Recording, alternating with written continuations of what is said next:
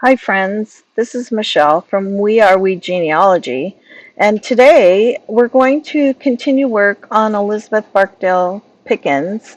We last found out that she did have enslaved persons, and there was at least one named. We found some sources that said she had slaves on the census. And then we found her will and her probate inventory, which also named enslaved persons. So today we're going to make a slave of page for her. We know she had a plantation, but we have not researched her plantation. And every slave owner will have a slave of page so that you can record all the information about the slaves. If I was to write all of this stuff out, it would take up a ton of room on her profile.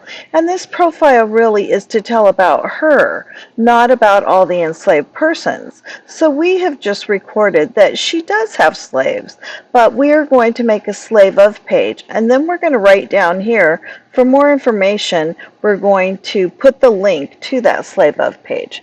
So let's get started. I'm going to Wikitree and I'm going to the add area and I'm going to add a new free space page. And this free space page is going to be called Slaves of Eliza Pickens. And then we're going to just put South Carolina because that's where she lived. Her last name is Pickens. And then in the next area, we just write slavery. Her location. And her location was, they have South Carolina on here, but she lived in Pickens County, South Carolina. We don't know exactly where she died, so that's why that's not up there, but we do know that her information came from Pickens County, South Carolina.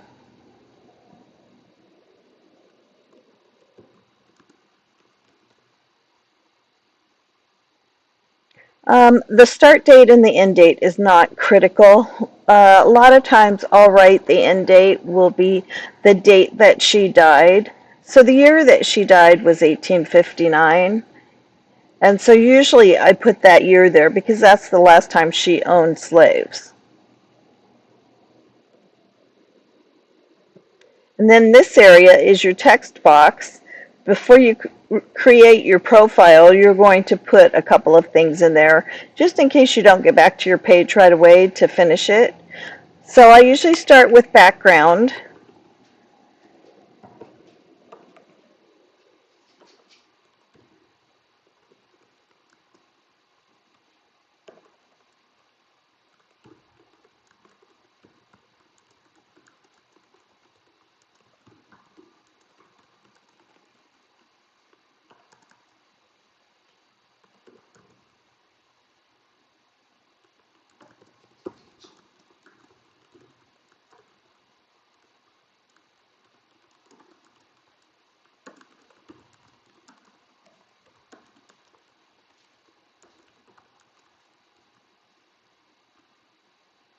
Now I'm going to hit the create this new profile.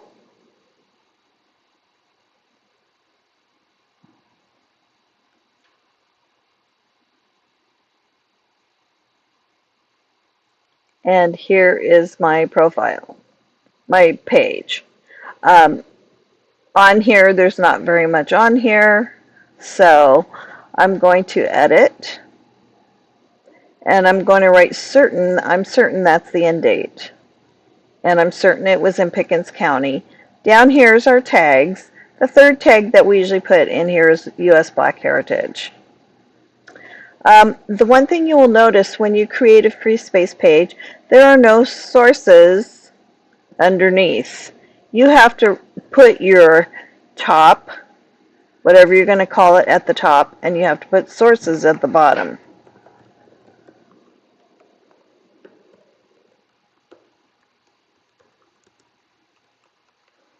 Now, when I paste sources in here, they'll be under there.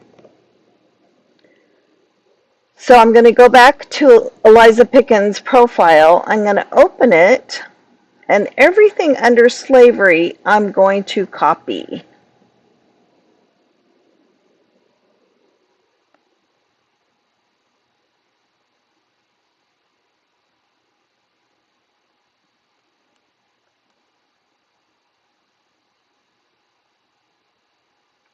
And then I'm going to paste it on the page. That way I have everything here that I know so far, and now I'm just going to organize it into the proper areas. The first thing I'm going to do though is I'm going to put my categories on here. This is Pickens County,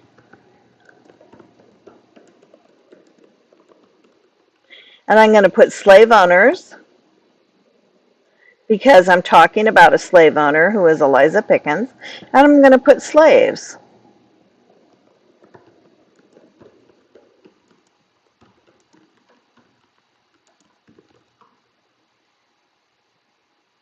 And when I get the slaves on here, they're going to need profiles created. So I'm going to write USB Heritage needs slave profiles. And there's probably a few other things I can put up in this area, but for now we're just going to leave it like that. Okay, the first thing I need here is I need Eliza Pickens' ID link so that when somebody comes to this page, they can hit, oh, she was the slaveholder. Well, I want to know about her. So we're going to put her ID. Let's copy her ID. And then we're going to paste it right there at her name.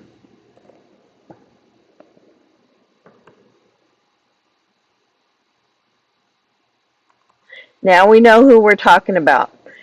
So Eliza Pickens had a number of enslaved persons during her life. Okay, so now the sections we can create are inheritance,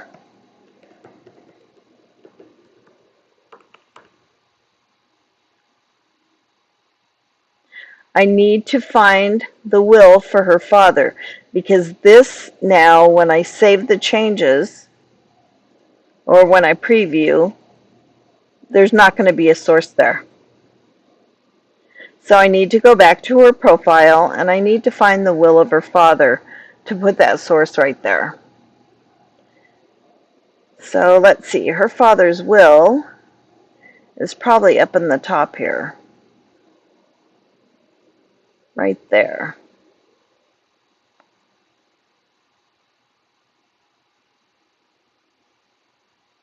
Let's see, right there. I'm copying that and I'm going to paste it right here so I have the complete source. Now when you look down here, you hit the preview button and there's the complete source. So you need to continuously check your preview pane to make sure everything looks correct.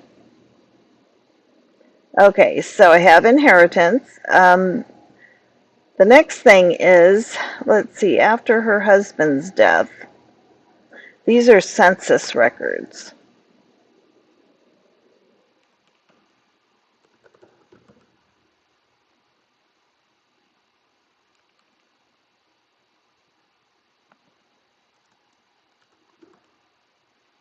And I'm going to cut and paste this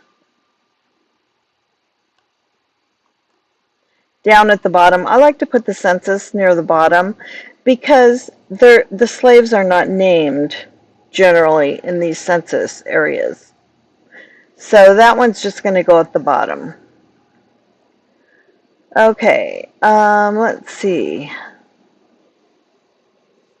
In the 1850 slave schedule, 2 different pages. Okay, this is a census also. Let's see.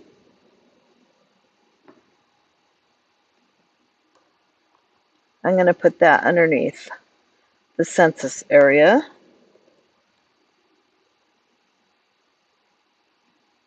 Okay, what is this going to be? Okay, her will. These are going to be the enslaved found in the will.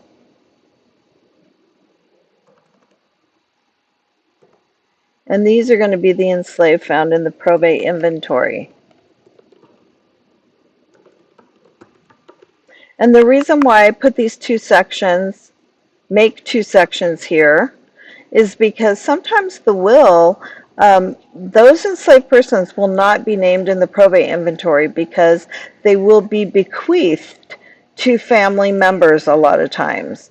So I put the separate section here, and then we can put the names of the family members and links to their IDs if their profiles have been created. Okay. Um,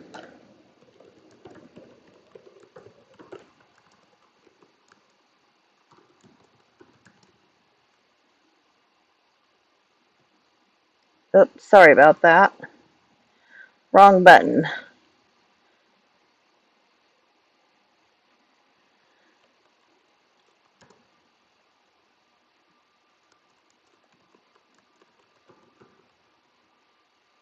Okay. Now I'm going to select the will. Let's see where this person has already been named, Elsie. Okay, so I'm going to select the will, and I'm going to list everyone that I find in the will. So let's go down here, hit preview so you can see everything. This is what it's looking like now.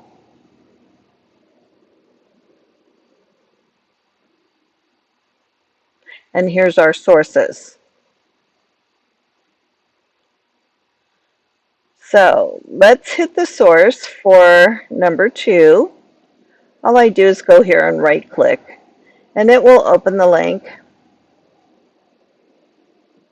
And then we can find the name of the enslaved in the will.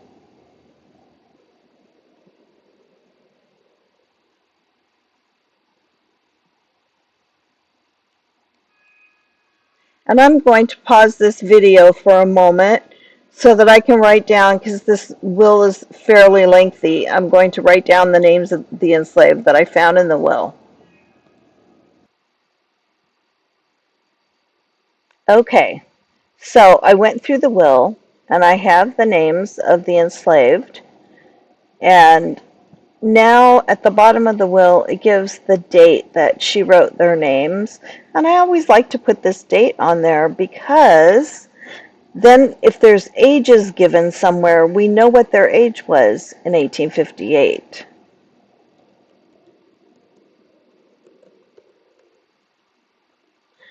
So she wrote her will in 1858, and these are the persons who were still living. I'm going to copy and paste this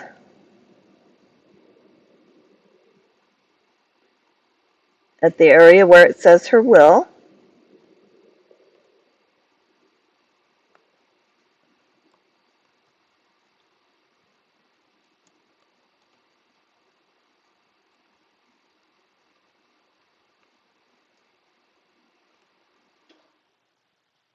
Okay, now let's look and see what it looks like.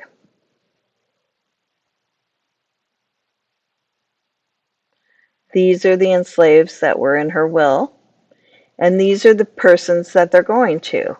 Daughter Mary B. Anderson, son Thomas J. Pickens, son Andrew Pickens, and at his death, these are the specific requirements for these two enslaved. They are going to go to the daughters.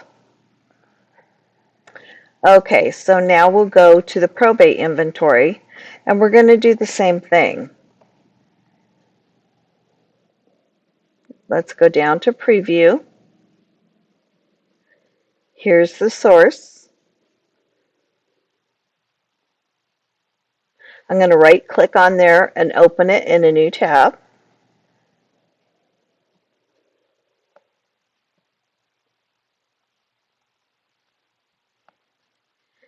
And this is the appraisal of the personal estate of Eliza Pickens, January 30th, 1860. So this is 2 years after she wrote her will. So some of these names might be different Or we may not even see the names that she wrote in her will.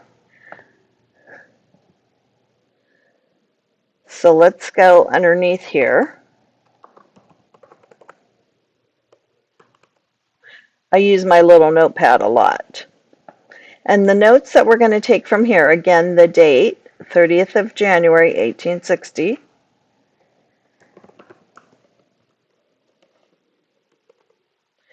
And then we're going to write down what it says about each person. Boy, Tom's specific legacy, and he's valued at $1,166.66.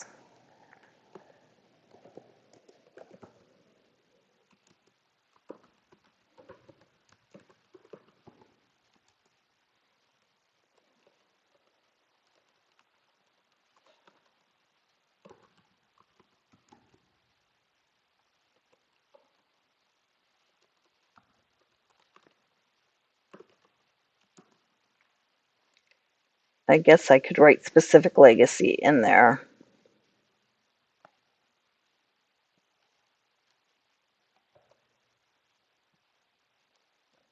Because each one of these really are a specific.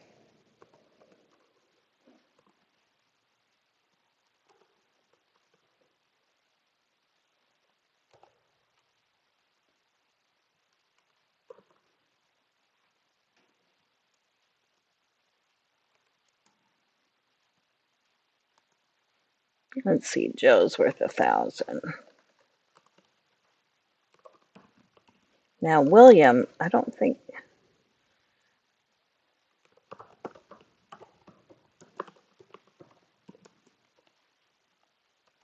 what's William worth?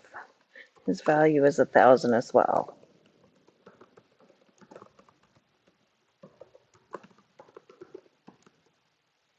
Alexander's value is 1,000.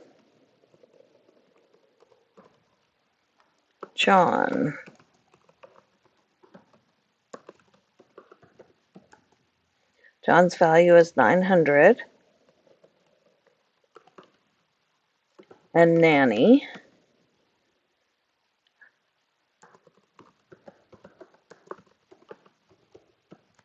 her value is 200. Now, these numbers that are very small and not noticeable, those are their ages. So, let's write Tom's age, 32, and we know that's in 1860. Nelson's age was 30.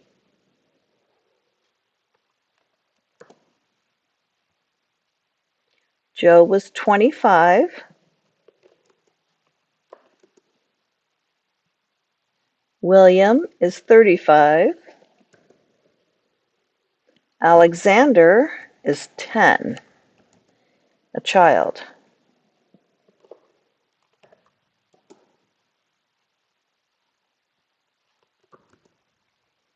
John is also a child.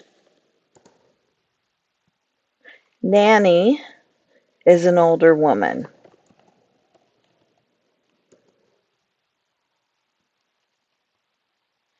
Now, we're going to copy all of this and we're going to paste it onto our page under probate inventory.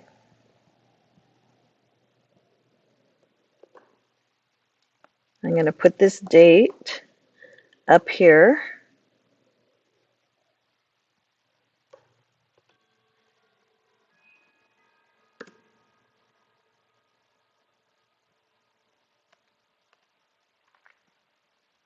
Okay, so that is the probate inventory.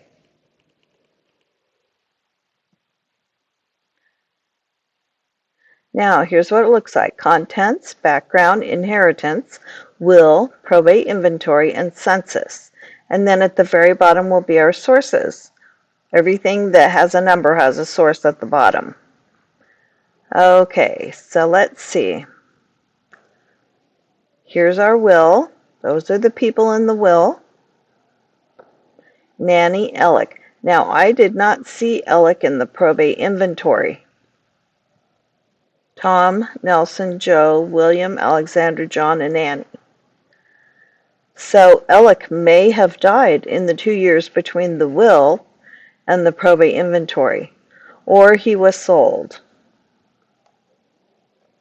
Now, these are all specific legacies, which means they were given to her children.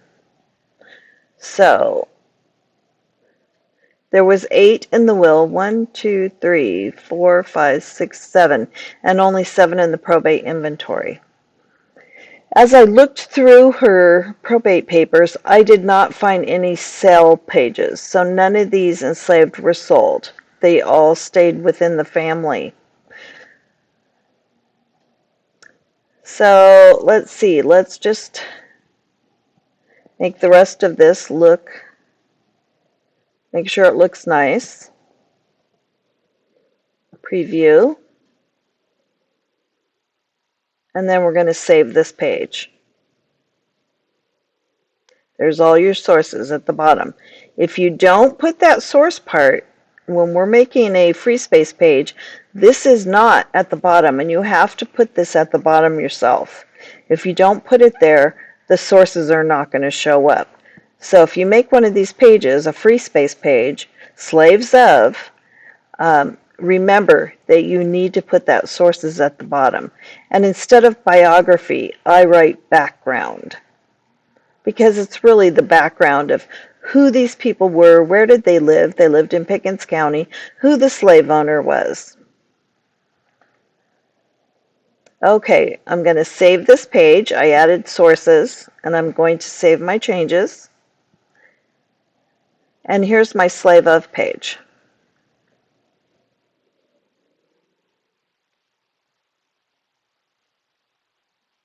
Now we're not done yet. Now we have to go here to the ID link, copy the wiki link, and we're going to put it on her profile.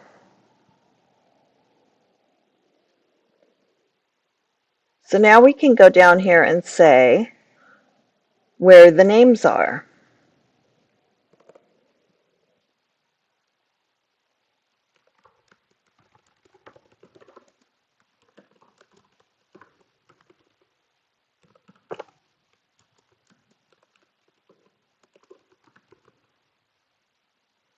Actually, I don't think I have to even put that there because I copied the whole, let's see what, I think I copied the whole thing. So I'm going to paste. Yeah, it's there.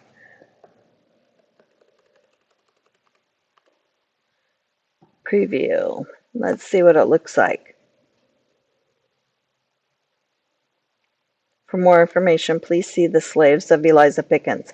Now, if you had a plantation page as well for this person, which we don't, you can put another link here for the plantation with the plantation name, the link of the plantation. But for now, this is what we have for Eliza. So let's select Add Sources and Full Save. And there we go, Elizabeth Pickens.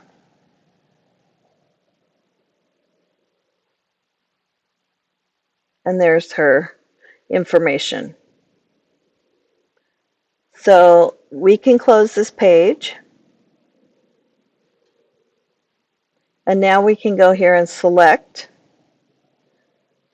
And that shows you the page, or just select it.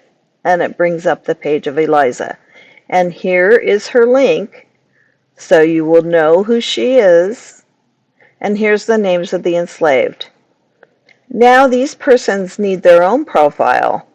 When we want to know who Nanny was, how old was she, where did she live, we know that her first slave owner, at least the first that we know about, is Eliza Pickens, but Mary Anderson became her second slave owner. So thank you for watching We to We, and we'll be back with more videos.